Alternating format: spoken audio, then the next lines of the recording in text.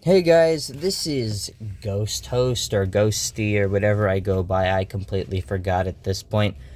Here is the Marvel Legends Iron Man Retro Wave. I guess this is the Model 2. This is how he appeared in Avengers number 1. Which is why I got him. I want to do a classic first appearance Avengers shelf. All I need is that Toy Biz Hulk, and I should be ready for that display.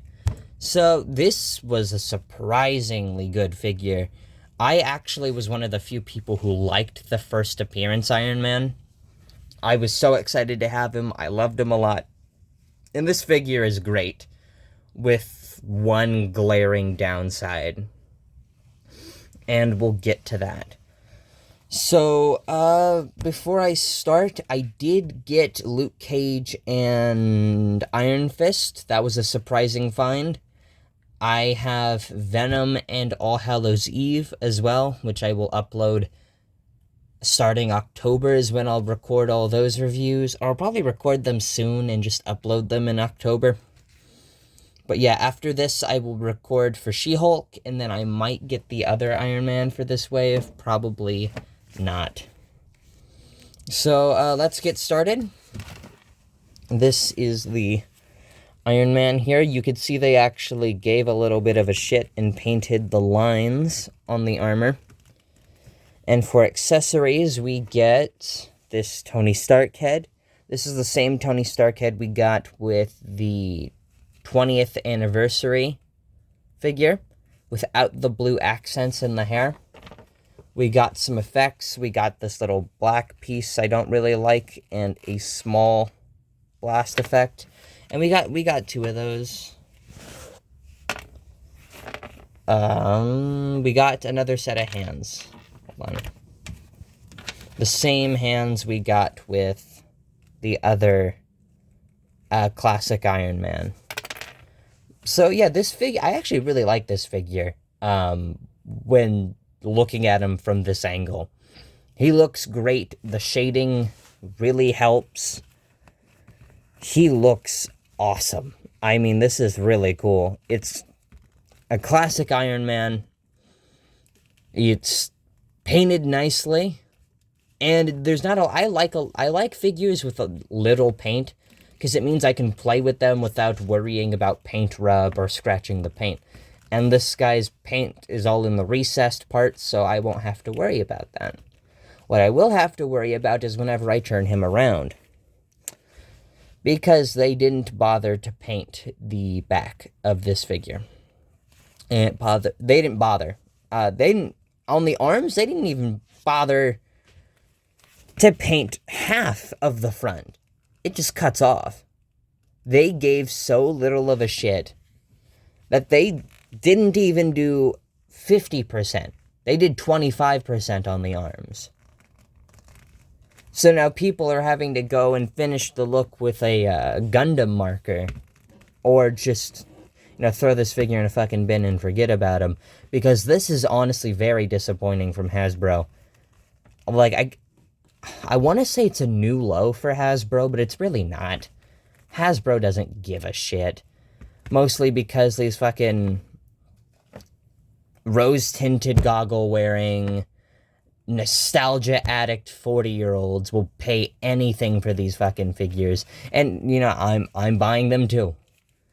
Because I saw the product shots, saw the paint lines, I saw them in person, saw them in box, got them, and then I just turned them around.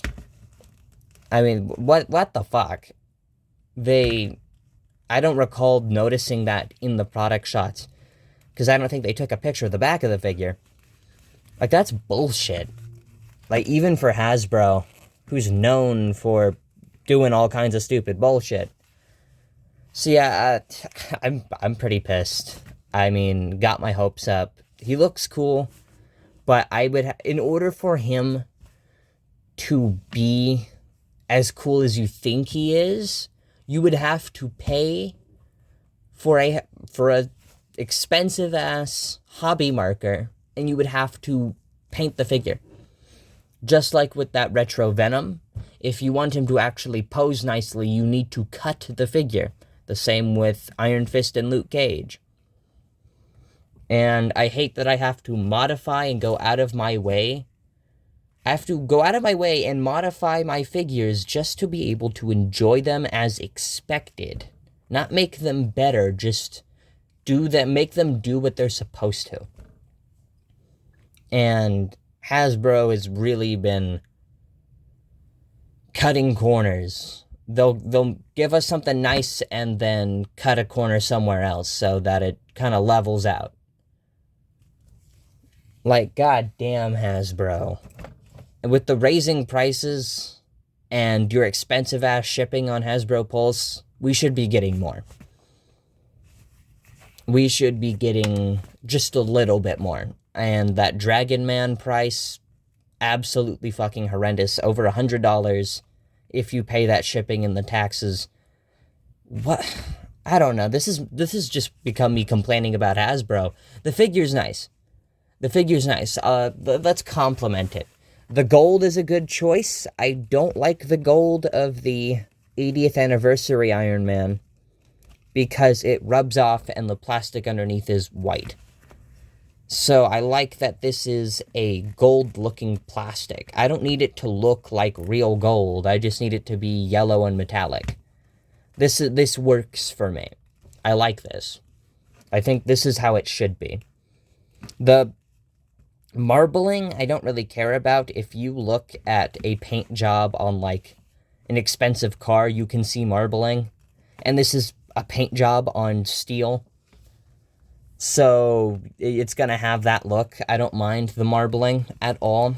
And then people were complaining about the articulation of this figure. It's like, you realize this figure is of a man wearing a metal suit of armor he made in a cave while he was dying. There's not gonna be great mobility in this solid hunk of steel, so I don't mind that the figure also can't hit certain poses, because neither could the character. I'm not trying to do some absurd pose or some acrobats with this figure, because Iron Man can't do that, especially not in this armor. So I actually like the fact that they didn't sacrifice sculpt for articulation, because someone wearing this suit of armor would not be able to articulate very well. As we see from the comics, he's just trudging around punching through shit. And that's how I like it. He's a dude in a solid hunk of steel. So I'll give him credit. I like that. I actually like the fact that the sculpt works rather than just the articulation. Because I think with that Venom figure we got from Walmart, I don't like the sculpt because the sculpt was somewhat sacrificed in the torso for the articulation. This is how it should be done for this particular character. I like this. Honestly, it's my second favorite figure of the wave. He's cool. I like it. I just wish Hasbro would put a little more effort in. It can't cost too much money to just paint the back, right? It's only going to cost a few cents to paint the back, I assume. Like, I don't know. It shouldn't cost that much money to just paint the back. And if it does cost that much money, we aren't getting Build-A-Figure pieces with the retro waves. So we're paying full price and not getting something that we would get for like a Build-A-Figure wave. We're paying the same price as a Build-A-Figure figure, but we're getting less. So just paint the back of the figure. Or fucking give us a Build-A-Figure. I'm convinced that's why they do so many retro waves now, is so that they don't have to do Build-A-Figures and we pay the same price. At least their Build-A-Figures have been pretty solid as of recent. I mean, Blackheart, that's awesome. I'm gonna get him. Blackheart's fucking sexy, so I'm gonna get Blackheart for sure. Alright, well, I'm done complaining. I don't like complaining a lot. This figure's cool, though. I would recommend getting him if you don't mind the back, or if you would paint him. You can modify him. You can pop the torso to get a little more range. You just carve out some of the inside. You can do that if you want. I didn't. Next will be She-Hulk. And then after that, I'll probably wait till October to do more reviews. I have something big planned. Not really for any specific subscriber milestone, just because I wanted to get it. So yeah, I'll probably do a big review of something in the next few months. I was hoping by October, but I'm not sure about that. Might be November. But either way, you guys, I hope you have a wonderful whatever. If you're in California, I'm sorry about the fires. It's fucking awful. Everywhere's on fire. I'll see you guys later, probably in October. Bye.